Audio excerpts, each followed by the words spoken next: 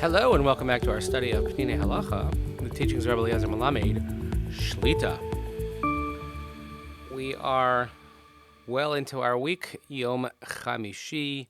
We continue learning, and please keep davening for Chayalei Tzva Agana Yisrael, for Shalem Al Chalam Yisrael that need safe return of all of our hostages, and our learning is dedicated Le'ilui Nishmas, Seren Daniel Shimon ben Harav Daron V'Sheli Hashem Yikom Domo. We started the topic of Dina Demalchusa Dina, so let's look at that a little bit further. L'gabe haklal Dina Demalchusa Dina, Daiku Chachmei Harishonim, Shadafka Din HaMalchus Hu Din, Avalo Din HaMelech. So, in the parameters of discussing law of the land, so the Rishonim, they point out that it only refers to the law of the land, meaning the law of the kingship, and not the law of the king himself. Kolomar, im yakum melech v'yigzor gzeres hanogdos es hahegyon v'amusar mekubal. If a new king arises and enacts decrees that are against common sense, against the common practice, what has been done, harei shel gzeres elo ein tokef, then they have no standing, they don't take. Only things that are generally acceptable in society are considered laws of the land. So let's clear this up. What does this mean? Rav Malamed says, let me show you the language of one of the Rishonim. Bal HaNimuka Yosef. The Nimuka Yosef, one would venture to the forest in the back of the Gemara, where you have the Rush and the Rif and the Ran, and Nimuka Yosef is there. So in Daf Nun Daled Amud Beis, the Nimuka Yosef says as follows: all the decisors of Halacha have agreed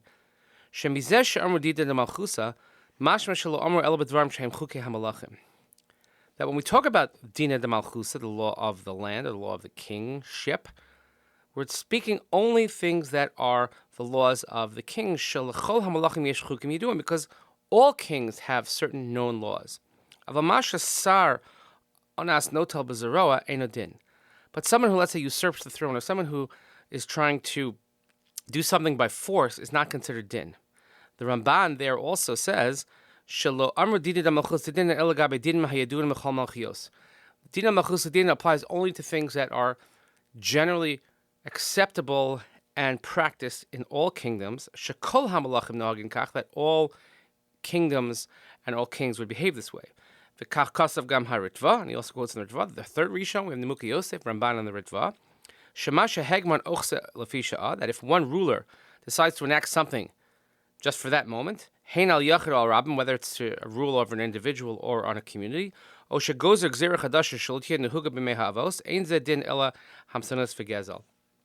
This, if he makes a cruel decree that is not normally acceptable, he just does it to impose his will on individuals or on a community, this is not considered Dina Demalchusa Dina. Rather, this is just considered criminal and it's stealing.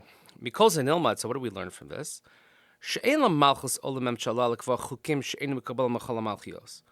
That a government or a malchus cannot establish laws that are not acceptable in other societies.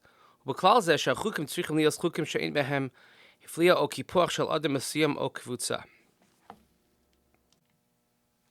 it can't be that these laws are something that deprives certain segments of the population from something or a certain individual.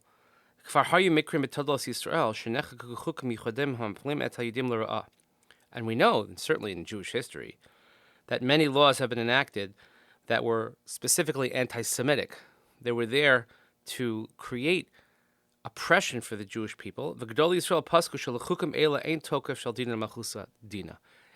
Chazal, they paskin that the law of Dina Demalchusa Dina, following the law of the land, if it's oppressing, specifically made to oppress the Jewish people, let's say, certainly one is not required to follow it. The reason is because when we live somewhere, we accept the rule of that government, of that society, of that king.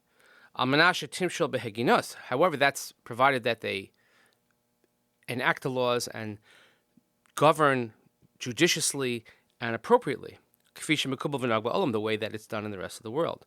And therefore, we're not relying on someone who's going to turn it negatively and abuse this privilege, but if they do, then that is not considered real din. Mikol makom kol ze dafka ba'aval muvhak. Shiat tzedek shebo nokev al tashis hamelucha hamshalah.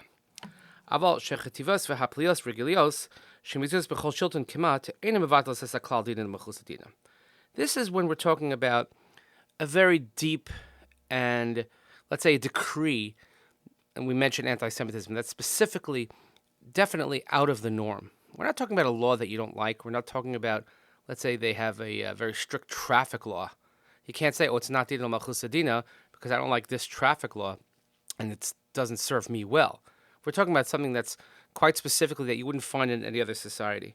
Because if there was always one aberration or one law that people didn't agree with or people didn't like, then we wouldn't, and that if that did away with Dina Demalchusa Dina, then we would never have the law to begin with. We would never have this principle. So just to summarize what I think the Rav is saying is that when we have to follow the law of the land, so paying taxes because countries, they charge taxes to the citizens, and following laws and traffic laws and law and order, judgments, etc., those are all normal. But when we have laws that become tyrannical, when they become anti-Semitic, and they are targeting just a specific population, then we could argue that Dina Demalchusa Dina does not apply. Look, we have the benefit of living in America, and even though we have challenges, it's still our obligation to follow the rules of the land. We obey the speed limit, for the most part, I hope, and we pay our taxes, for the most part, I hope, and we act as good citizens and loyal citizens. And this is something that's required of us under the rubric of Dina Demalchusa Dina. So thank you for listening. Please continue davening for Chayalei Tzvagana Yisrael, or for Shalem L'chol Am Yisrael, safe return of our hostages. Please continue learning Le'il Nishmas, Sarah and Daniel Shimon Ben Rav Daron, Shelley Hashem Yikum Damo. We'll see you next time. Have a great day.